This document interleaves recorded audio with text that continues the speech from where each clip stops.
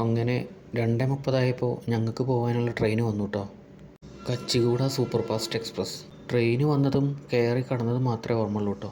പിന്നെ എഴുന്നേറ്റപ്പോൾ തമിഴ്നാട്ടിൽ ജോലാർപേട്ടയിലായിരുന്നു. സമയം രാവിലെ 8:30.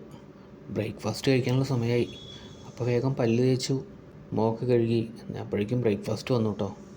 പിന്നെ നമ്മുടെ കൂട്ടുകാരൻ ഫുഡിൻ്റെ കാര്യത്തിൽ സ്ട്രിക്റ്റ് ആണ് കേട്ടോ. അതുകൊണ്ട് രാവിലെ തന്നെ 3 ബ്രെഡ് ഓംലേറ്റും 2 ചായയും വാങ്ങി കേട്ടോ. തൽക്കാലം ടിക്കറ്റ് എടുത്ത കാരണം 3 ടയർ AC ആണ് കേട്ടോ കിട്ടിയത്. തമിഴ്നാട്ടിൽ നിന്നും ട്രെയിന് ആന്ധ്രയിലേക്ക് കടന്നു കേട്ടോ. ആന്ധ്രയിലെ പ്രകൃതി ഭംഗി എന്നൊക്കെ പറയുന്നത് നമ്മളെ കേരളത്തിനേക്കാൾ മികച്ചത് തന്നെയാണ് കേട്ടോ. ഈ ട്രെയിൻ പോകുന്നത് കർണാടകയിലെ മുരുടേശ്വറിൽ നിന്നും ഹൈദരാബാദിലെ കച്ചുകുടി റെയിൽവേ സ്റ്റേഷനിലേക്കാണ് കേട്ടോ. ഫുൾ പച്ചപ്പ് നിറഞ്ഞ മലനിരകളും പിന്നെ നോക്കെത്താ ദൂരത്തോളം കാണുന്ന വയലുകളും തടാകങ്ങളും ഒരു വീട് പോലും ഇല്ല കേട്ടോ. അത്രയും മനോഹരമായ സ്ഥലങ്ങളാണ് ചുറ്റുമുള്ളത്.